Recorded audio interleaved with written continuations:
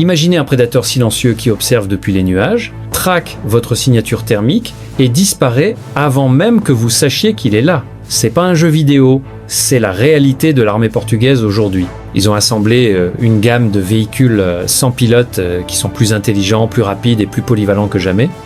Mais lesquels font vraiment la différence? Dans cette vidéo, nous allons le découvrir en explorant les 10 drones militaires les plus puissants des forces armées portugaises.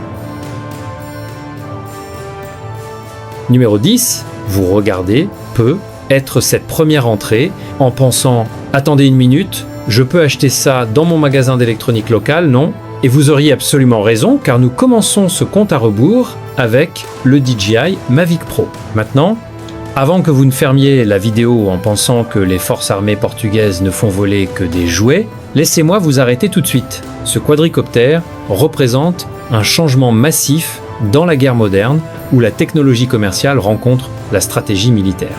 L'armée portugaise, en particulier les marines et les unités d'opération spéciales, ont reconnu qu'on n'a pas toujours besoin d'un avion à plusieurs millions d'euros juste pour voir ce qu'il y a au-delà de la prochaine colline. Parfois, vous avez juste besoin de quelque chose qui se plie à la taille d'une bouteille d'eau et peut être déployé en moins d'une minute. Le Mavic Pro est parfait pour les missions de reconnaissance à courte portée dans des environnements urbains serrés ou des forêts denses où les drones plus grands resteraient coincés ou se feraient remarquer. Il a une portée d'environ 7000 m et peut rester en l'air pendant environ 27 minutes, ce qui est largement suffisant pour repérer une embuscade ou vérifier un périmètre. En plus, il filme en résolution 4K, ce qui signifie que les renseignements collectés sont d'une clarté cristalline. Imaginez que vous êtes chef d'équipe. Au lieu d'envoyer vos hommes en danger à l'aveugle, vous sortez ceci de votre sac à dos, vous l'envoyez en l'air et en quelques secondes, vous avez une vue d'oiseau du champ de bataille sur votre contrôleur. Il est silencieux, agile et s'il s'écrase, il ne met pas en faillite le budget de la défense.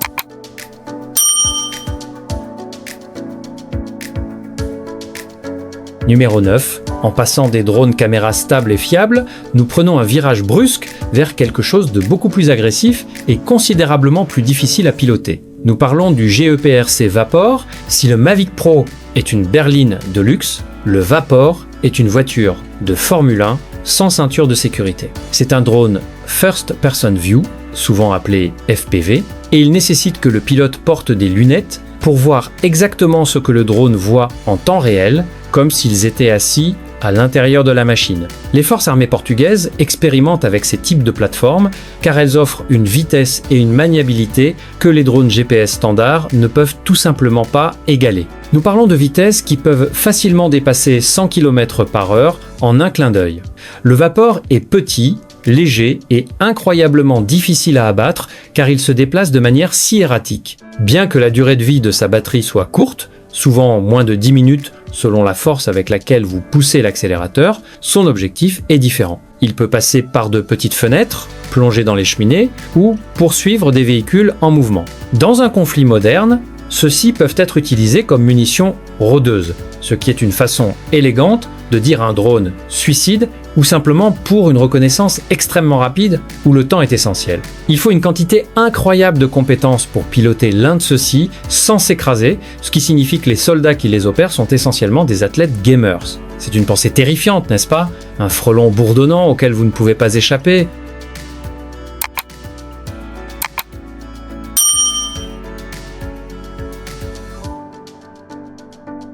Numéro 8. Maintenant, revenons à quelque chose qui ressemble un peu plus à un avion traditionnel, mais avec un détail qui me fait toujours sourire. C'est l'Aerovironment RQ-11 Raven. Vous avez probablement vu des images de soldats tenant un petit avion et le lançant comme un javelot ou un ballon de rugby pour le faire décoller. C'est le Raven, c'est le cheval de bataille des forces de l'OTAN et l'armée portugaise s'appuie fortement sur lui pour la surveillance tactique. Contrairement au quadricoptère dont nous venons de parler, c'est un avion à voilure fixe. Pourquoi est-ce important? La physique. Parce qu'il a des ailes pour générer de la portance, il n'a pas besoin de brûler de la puissance de batterie juste pour rester en l'air, ce qui lui permet de voler sur des distances beaucoup plus longues, couvrant un rayon d'environ 10 km. Il est robuste, solide et conçu pour encaisser les coups. S'il s'écrase, il est conçu pour se briser en pièces qui s'emboîtent, de sorte que vous pouvez simplement le remonter et le relancer. Il vole à une altitude d'environ 150 mètres, le rendant presque invisible à l'œil nu depuis le sol. Les unités d'artillerie portugaises l'utilisent pour repérer des cibles pour leurs gros canons. Le Raven renvoie de la vidéo en direct et des coordonnées GPS, de sorte que l'artillerie sait exactement où faire pleuvoir le feu. Ce n'est pas la technologie la plus récente sur le marché, mais elle est fiable, et en guerre, la fiabilité vaut souvent plus que la puissance brute. C'est le fidèle vieux pick-up du monde des drones. Avez-vous déjà lancé un avion en papier qui volait vraiment bien? Faites-le moi savoir dans les commentaires et restez à l'écoute car la prochaine machine sur notre liste ne vole même pas. Numéro 7. Je parie que vous pensiez que cette liste ne concernait que des machines volantes, n'est-ce pas? Eh bien, j'aime vous tenir en haleine. Nous touchons le sol avec le robuste Télérobe Théodore. C'est un véhicule terrestre sans pilote ou UGV et c'est une bête absolue utilisée par les unités du génie portugais et les équipes de déminage. Quand vous voyez un colis suspect ou un engine non explosé, vous n'envoyez pas un humain pour vérifier, vous envoyez le Théodore. Il ressemble à un char miniature roulant sur des chenilles robustes qui peuvent monter des escaliers, manœuvrer sur des décombres et traverser de la boue qui collerait la botte d'un soldat. Il pèse plus de 370 kg, donc c'est pas un jouet. Il est équipé d'un bras manipulateur puissant qui peut soulever des objets pesant jusqu'à 100 kg. Imaginez la force nécessaire pour faire cela avec un bras robotique. Il a plusieurs caméras qui donnent à l'opérateur une vue à 360 degrés de la zone de danger pendant qu'il est assis en sécurité à l'intérieur d'un camion blindé à des centaines de mètres.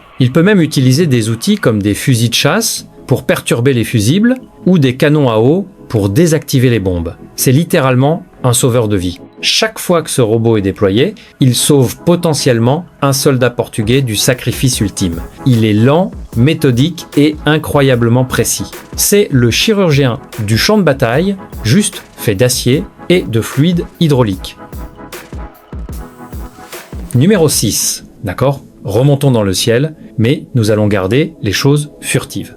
Ensuite, c'est le Paro Anafi. Vous connaissez peu être Paro comme une autre marque grand public, et vous auriez raison, mais l'Anafi apporte quelque chose d'unique à la table que les forces portugaises adorent. L'imagerie thermique dans un cadre hyper compact. Ce drone est inspiré du monde des insectes, et il est incroyablement silencieux. L'un de ses tours de passe-passe est son cardan. La plupart des caméras de drone ne peuvent regarder que vers le bas ou droit devant, mais l'Anafi peut incliner sa caméra de 90 degrés vers le haut. Cela peut sembler un petit détail, mais imaginez que vous inspectez sous un pont pour du sabotage, ou que vous regardez une falaise pour voir si des ennemis descendent en rappel. Cet angle vers le haut change la donne pour la conscience situationnelle. La caméra thermique permet aux troupes portugaises d'opérer la nuit, repérant la signature thermique du moteur, d'un véhicule ou d'une personne se cachant dans les buissons à des centaines de mètres. Il est léger, pesant moins de 320 grammes, ce qui signifie qu'un soldat peut le porter toute la journée sans se fatiguer. Il faut moins de 55 secondes pour le déplier et le lancer. Dans la guerre moderne, la vitesse, c'est la vie. La capacité de déployer un œil thermique dans le ciel en moins d'une minute donne à l'infanterie portugaise un avantage massif dans les scénarios d'embuscade. Il est petit, furtif et voit la chaleur. Que pourriez-vous demander de plus à un éclaireur de poche ? Numéro 5. Nous montons en taille et en complexité avec le UNEC International Typhoon H. Si vous regardez attentivement, vous compterez non pas 4, mais 6 rotors. C'est un hexacoptère. Pourquoi le Portugal utilise-t-il un hexacoptère au lieu d'un quadricoptère ? Tout est question de redondance et de sécurité. Si un drone standard perd un moteur, il tombe du ciel comme une brique. Si le Typhoon H perd un moteur, il peut passer en mode 5 moteurs et atterrir en toute sécurité. Ce genre de fiabilité est crucial lorsque vous volez au-dessus de zones sensibles ou d'équipements coûteux. Une autre caractéristique intéressante est le train d'atterrissage. Une fois qu'il est en l'air, les jambes se rétractent vers le haut, s'écartant pour que la caméra puisse tourner à 360 degrés sans voir les propres pieds du drone. Cela donne à l'opérateur une liberté totale pour suivre une cible quelle que soit la direction dans laquelle le drone vole. Les autorités portugaises trouvent cette plateforme excellente pour les missions de surveillance et de monitoring où la stabilité est essentielle, même par vent fort. Il a un look distinctif, presque alien, et crée une présence très intimidante dans les airs. Il dispose également d'un sonar d'évitement d'obstacles qui aide à empêcher les pilotes de s'écraser contre des arbres ou des bâtiments lorsque la pression est forte. Numéro 4. Maintenant, préparez-vous à être surpris. Le DJI Agrast 50 est techniquement un drone agricole. Oui, vous avez bien entendu. Il a été conçu pour pulvériser les cultures avec de l'eau et des pesticides. Alors, pourquoi est-il sur une liste de drones militaires puissants au Portugal? Parce que dans l'armée, la logistique et l'adaptabilité sont tout.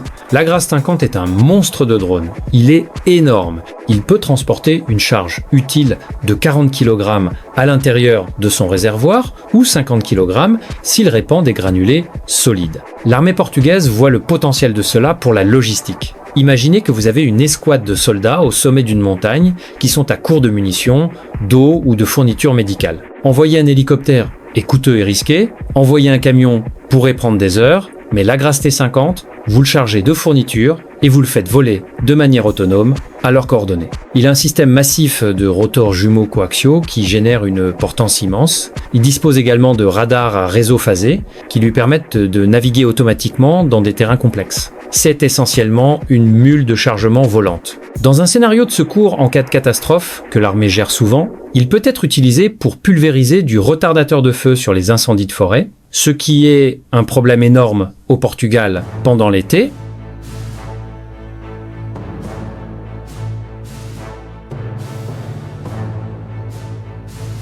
Numéro 3. Passons à un drone qui a un but très spécifique et quelque peu tragique. Il est né pour être chassé. C'est le Griffon Aerospace MQM-100 70 Outlaw. Les forces armées portugaises l'utilisent comme drone cible. Cela signifie que son travail est de simuler un missile ennemi ou un avion afin que les équipes anti-aériennes puissent s'entraîner à l'abattre. Mais ne vous y trompez pas, cette machine est une bête.